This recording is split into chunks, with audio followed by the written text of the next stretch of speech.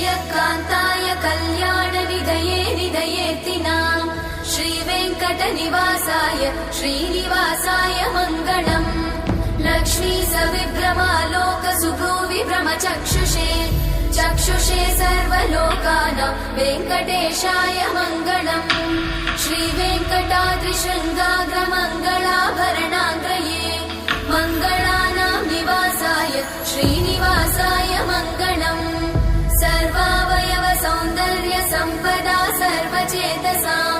सदा सम्मोहनायास्तु वेङ्कटेशाय मङ्गलम् नित्याय निरवध्याय सत्यानन्द चिदात्मने सर्वान्तरात्मने श्रीमद् वेङ्कटेशाय मङ्गलम्